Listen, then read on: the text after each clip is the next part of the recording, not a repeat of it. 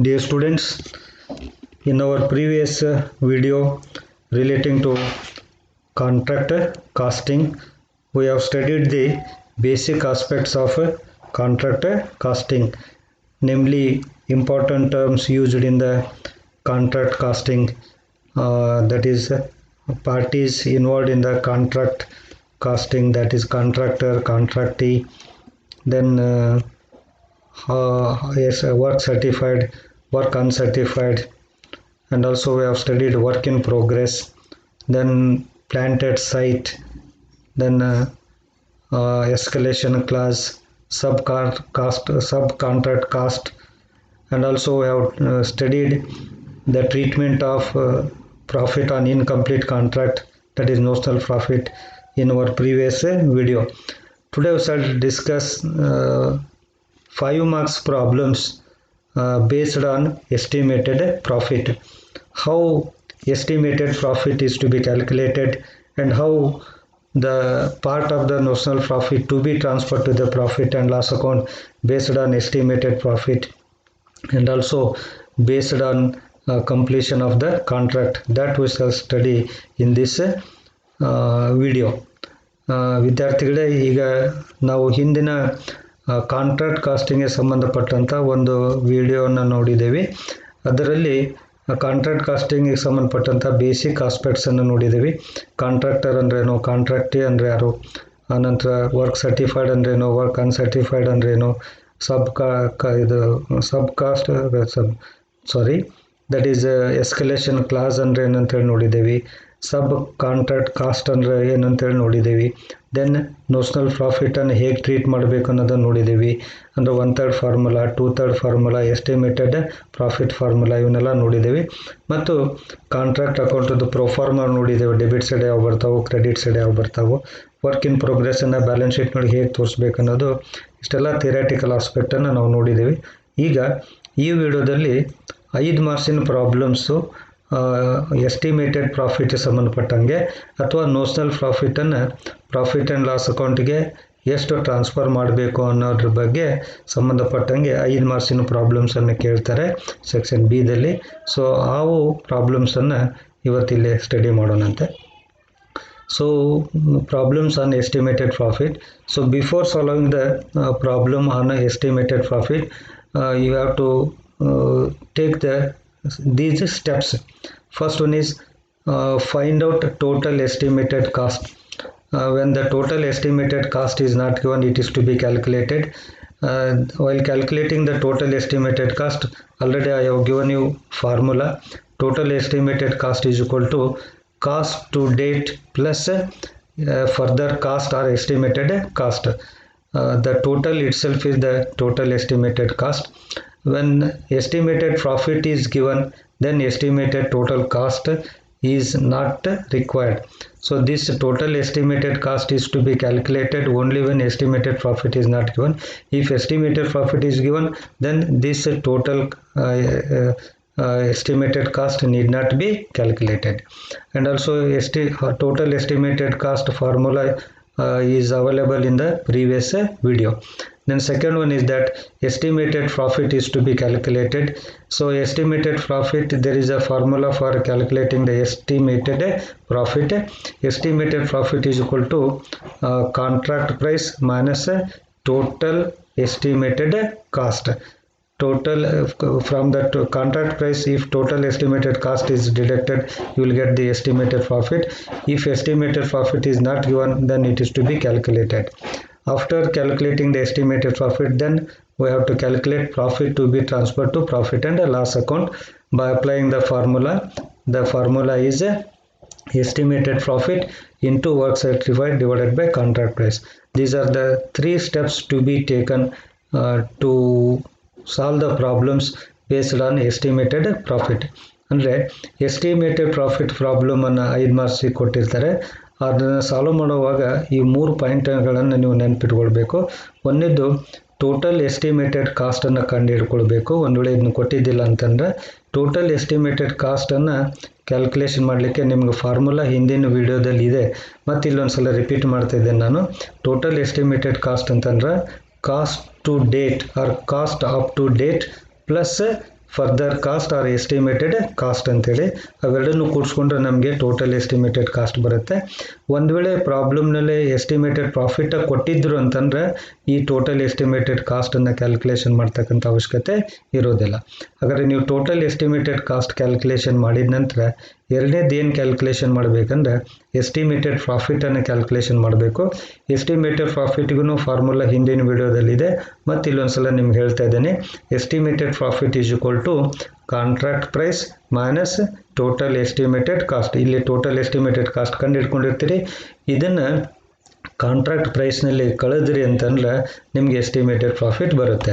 ಹಾಗಾದರೆ estimated profit ಕಂಡು ಹಿಡಿದ ನಂತರ profit to be transfer to profit and loss account ಕಂಡು ಹಿಡಿಬೇಕು. Profit to be transfer to profit and loss account ಕಂಡು ಹಿಡಿಲಿಕ್ಕೆ ಫಾರ್ಮುಲಾ ಏನಂತಂದರೆ estimated profit into work certified divided by contract price.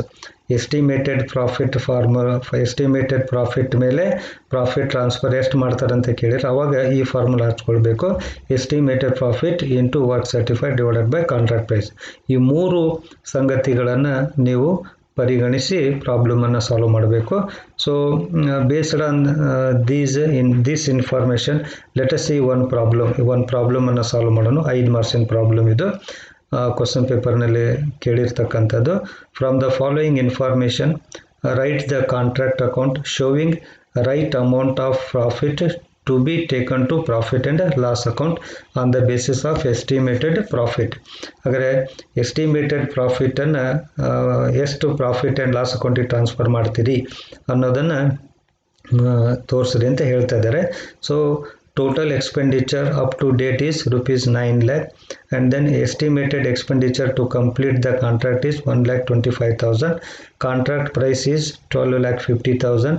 Work certified is 10 lakh. Uncertified is 85,000 and cash received is 8 lakh. So ಹಾಗಾದರೆ ಇದು problem. ಇಲ್ಲೇ total expenditure up to date 9 lakh ಕೊಟ್ಟಿದ್ದಾರೆ. Estimated expenditure to complete the ಕಾಂಟ್ರಾಕ್ಟನ್ನು complete ಮಾಡಲಿಕ್ಕೆ ಇನ್ನೂ 1,25,000 ರೂಪಾಯಿ ಬೇಕಾಗುತ್ತೆ. ಇದು ಎಸ್ಟಿಮೇಟೆಡ್ ಎಕ್ಸ್ಪೆಂಡಿಚರ್ ಇದು. ದೆನ್ ಕಾಂಟ್ರಾಕ್ಟ್ ಪ್ರೈಸು 12,50,000 ರೂಪಾಯಿ ಇದೆ. ವರ್ಕ್ ಸರ್ಟಿಫೈಡು 10 lakh ಇದೆ. ಅನ್ಸರ್ಟಿಫೈಡ್ 85,000 ಇದೆ. ದೆನ್ ಕ್ಯಾಶ್ ರಿಸೀವ್ಡು 8 lakh ಇದೆ. ಸೊ ಇವೆಲ್ಲ ಇನ್ಫಾರ್ಮೇಷನ್ ತೊಗೊಂಡು ಈಗ ನಾನು ಮೊದಲು ಹೇಳಿದ್ದೇನಲ್ಲ ಸ್ಟೆಪ್ಸು, ಆ ಸ್ಟೆಪ್ಸ್ ಪ್ರಕಾರ ಪ್ರಾಬ್ಲಮನ್ನು ಸಾಲ್ವ್ ಮಾಡ್ಕೊಳ್ಬೇಕು.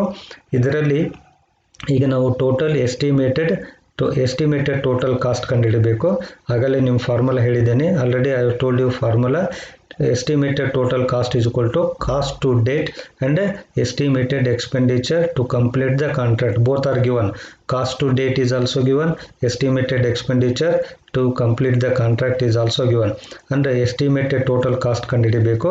Estimated total cost ಕಂಡುಹಿಡಿಯಲಿಕ್ಕೆ formula cost to up to date plus estimated expenditure to complete the contract. ಇವೆರಡೂ ಕೊಟ್ಟಿದ್ದಾರೆ. 9 lakh ಇದೆ. Cost up to date is 9 lakh. Then plus 1,25,000 estimated expenditure ಇದೆ. ಇವನ್ನ ಎರಡೂ ಕೂಡಿಸ್ಕೊಳ್ಬೇಕು. Then you will get the 10,25,000. So 9 lakh is cost to date. Then 1,25,000 is estimated expenditure. Both are to be added. You will get the estimated total cost rupees 10,25,000. 10,25,000 ರೂಪಾಯಿ total estimated total cost ಬರುತ್ತೆ. So ಇದಾದ ನಂತರ ಎರಡನೇ steps ಏನು ಹೇಳಿದ್ದೇನೆ ಅಂತಂದರೆ estimated profit ಕಂಡುಹಿಡಿಬೇಕಂತ ಹೇಳಿದ್ದೇನೆ. So estimated profit equal to formula contract price minus estimated total cost. Contract price minus estimated total cost. Contract price ಕೊಟ್ಟಿದ್ದಾರೆ ಪ್ರಾಬ್ಲಮ್ನಲ್ಲಿ 12,50,000 ಇದೆ. ಮೈನಸ್ 10,25,000 ನಾವು ಇಲ್ಲಿ ಕಂಡು ಹಿಡ್ಕೊಂಡಿದ್ದೇವೆ ಎಸ್ಟಿಮೇಟೆಡ್ ಟೋಟಲ್ ಕಾಸ್ಟು. ಸೊ 12,50,000ನಲ್ಲಿ 10,25,000 ಮೈನಸ್ ಮಾಡಿಕೊಂಡ್ರೆ 2,25,000 ಬರುತ್ತೆ. ಇದು 2,25,000 ಏನಂದರೆ estimated profit. Second step is to ascertain the estimated profit. Estimated profit is equal to contract price minus estimated total cost. Both are given. Contract price is 12,50,000 and estimated total cost is 10,25,000. So 12,50,000 minus 10,25,000, 2,25,000 is the estimated profit. ಈ ರೀತಿ estimated profit ಕಂಡುಹಿಡಿಬೇಕು. ಎಲ್ಲ ಕೊಟ್ಟಿರ್ತಾರೆ. ನಾವು ಇದನ್ನು ಮಾತ್ರ ಕಂಡುಹಿಡ್ತೀವಿ, estimated total cost ಮಾತ್ರ ಕಂಡುಹಿಡ್ದಿದ್ದೇವೆ. Contract price ಕೊಟ್ಟಿದ್ದಾರೆ, ಕಾಂಟ್ರಾಕ್ಟ್ ಪ್ರೈಸ್ನಲ್ಲಿ ಎಸ್ಟಿಮೇಟೆಡ್ ಟೋಟಲ್ ಕಾಸ್ಟ್ ಇಲ್ಲೇನು ಕಂಡುಹಿಡ್ದಿದ್ದೇವಲ್ಲ ಅದನ್ನು ಲೆಸ್ ಮಾಡಿಬಿಟ್ರೆ ನಮಗೆ ಎಸ್ಟಿಮೇಟೆಡ್ ಪ್ರಾಫಿಟ್ ಬರುತ್ತೆ. ಈಗ ಮೂರನೇದೇನು ಕೇಳಿದ್ದಾರೆ ಅಂತಂದ್ರೆ ಅವರು profit to be transfer to profit and loss account ಕೇಳಿದ್ದಾರೆ. Profit to be transfer to profit and loss account formula ಏನಂತಂದರೆ estimated profit into work certified divided by contract price ಅಂತೇಳಿ. Estimated profit into work certified divided by contract price ಅಂತೇಳಿ. So figures ಎಲ್ಲ ಗೊತ್ತಿದ್ದಾವೆ, ಫಿಗರ್ಸನ್ನು fill up ಮಾಡ್ಕೊಳ್ಳಿ. Estimated profit is 2,25,000 ಕಂಡು ಹಿಡ್ಕೊಂಡಿದ್ದೇವೆ ಇಲ್ಲಿ, into work certified ಪ್ರಾಬ್ಲಮ್ನ ಕೊಟ್ಟಿದ್ದಾರೆ 10 lakh. Then contract price divided by contract price 12,50,000 ಇದನ್ನು ಕೊಟ್ಟಿದ್ದಾರೆ.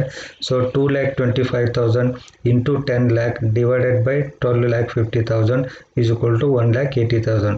So 1,80,000 is the profit to be transfer to profit and loss account. So ಈ 3 ಐಟಮ್ಸನ್ನು ನೀವು ಕ್ಯಾಲ್ಕುಲೇಷನ್ ಮಾಡಬೇಕು. 3 ಐಟಮ್ಸ್ ಕ್ಯಾಲ್ಕುಲೇಷನ್ ಮಾಡಿದರೆ you will get 5 marks. This is the problem based on estimated profit carrying 5 marks. In this way problem is to be solved. ಮುಖ್ಯ ಅಂತಂದ್ರೆ ಇದನ್ನು ಕಂಡು ಹಿಡ್ಕೊಳೋದು, ಇದು ಕಂಡು ಹಿಡ್ಕೊಂಡ್ರೆ ಅಂದರೆ ಇದನ್ನು ಕ್ಯಾಲ್ಕುಲೇಷನ್ ಮಾಡೋಕ್ಕೆ ಬರ್ತೈತಿ.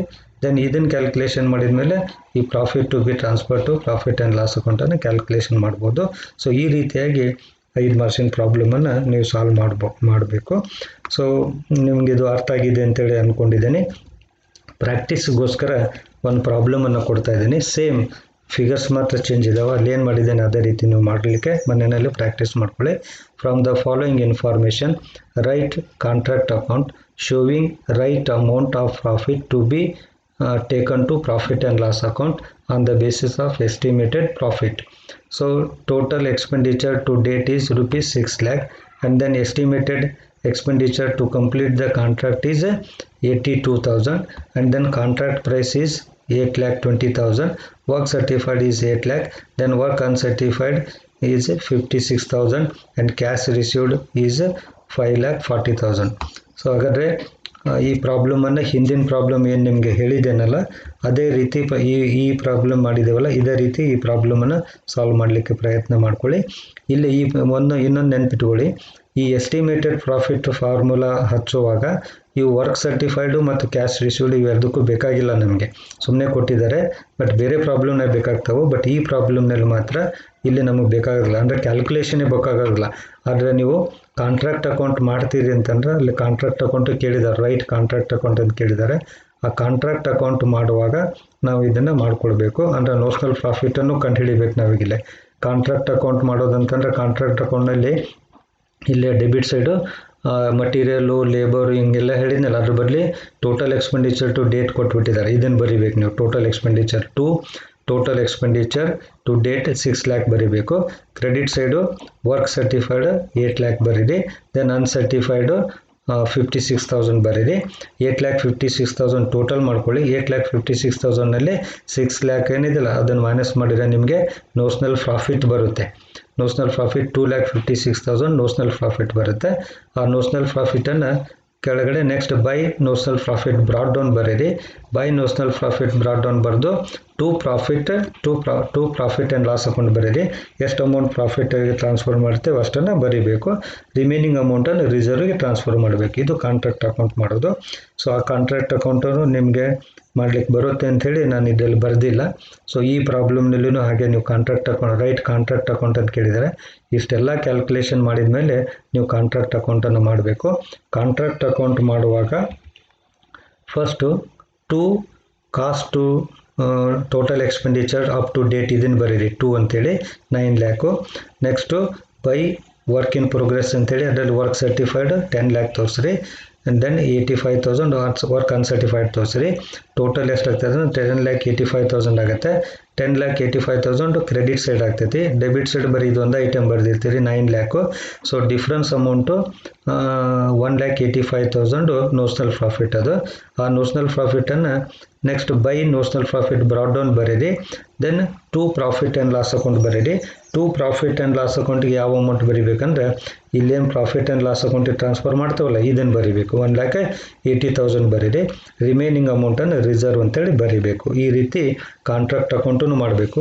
ನಾ ಕಾಂಟ್ರಾಕ್ಟ್ ಅಕೌಂಟ್ ಇಲ್ಲಿ ತೋರಿಸಿಲ್ಲ, ಬರೀ calculation of estimated cost, then estimated profit, profit to be transfer to profit and loss account, ಇವು ಮೂರನ್ನ ತೋರಿಸಿದ್ದೀನಿ. ನೀವು ಕಾಂಟ್ರಾಕ್ಟ್ ಅಕೌಂಟನ್ನು ಇದ್ರ ಮೇಲೆ ಮಾಡ್ಕೊಳ್ಳಿ. ಸೊ ಇದು ಎಸ್ಟಿಮೇಟೆಡ್ ಪ್ರಾಫಿಟ್ ಮೇಲೆ ಪ್ರಾಬ್ಲಮನ್ನು ಮಾಡೋದು. ಹಾಗಾದ್ರೆ ಎಸ್ಟಿಮೇಟೆಡ್ ಪ್ರಾಫಿಟ್ ಫಾರ್ಮುಲಾ ನಿಮಗೆ ಆ ಟೈಪು ಮೆಥಡನ್ನು ಯಾವಾಗ ಫಾಲೋ ಮಾಡಬೇಕಂತಂದ್ರೆ, ಕಾಸ್ಟ್ ಟು ಡೇಟ್ ಅಂತ ಕೊಟ್ಟಿರ್ತಾರಲ್ಲ, ಕಾಸ್ಟ್ ಟು ಡೇಟ್ ಅಂತ ಕೊಟ್ಟಾಗ ಆ ಥರ ಪ್ರಾಬ್ಲಮನ್ನು ಮಾಡ್ಕೊಳ್ಳಿ. 3 steps.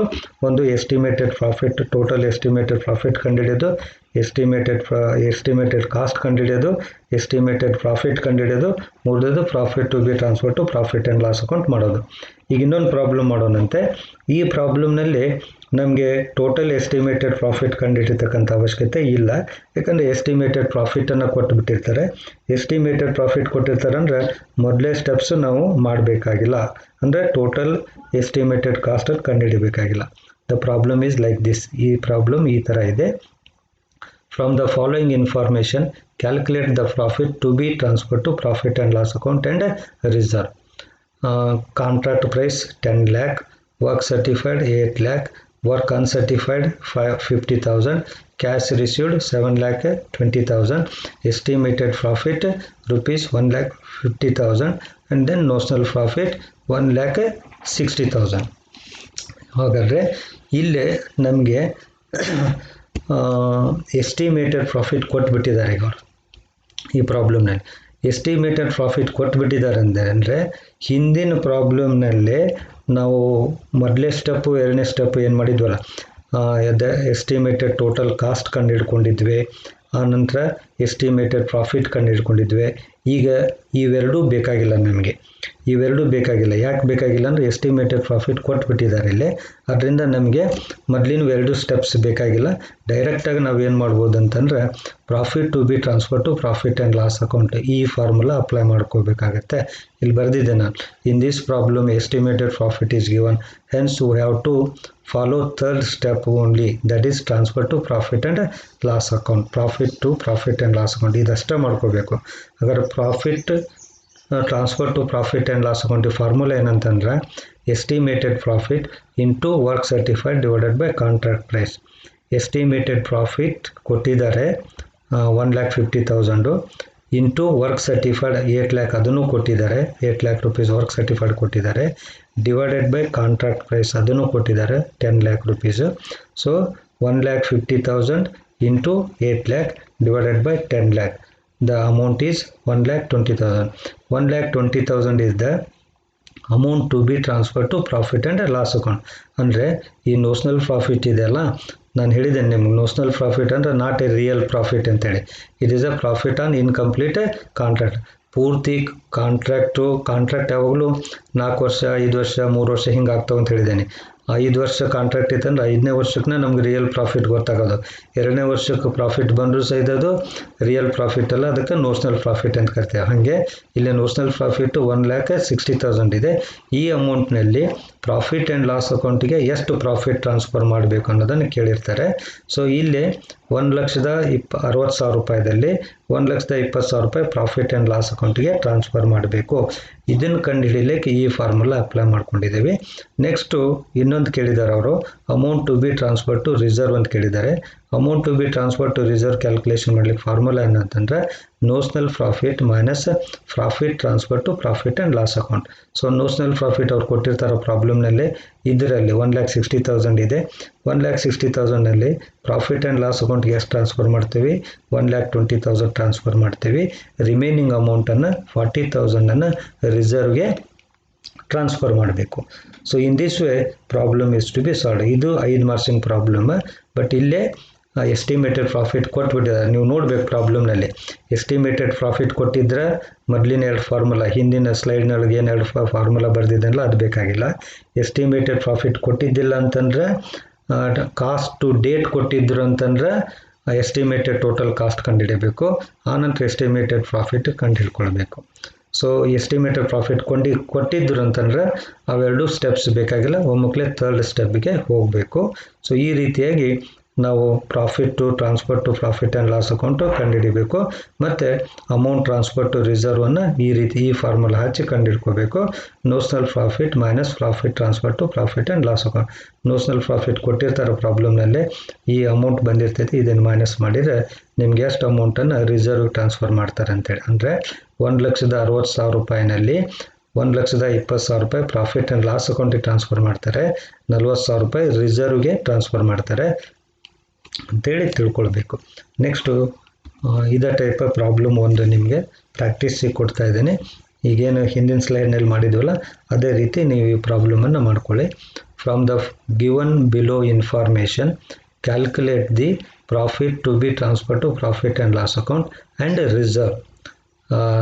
Informations are like this: notional profit rupees 80,000, estimated profit rupees 1 lakh, and then contract price rupees 5 lakh, work certified rupees 4 lakh, cash received rupees 3,50,000.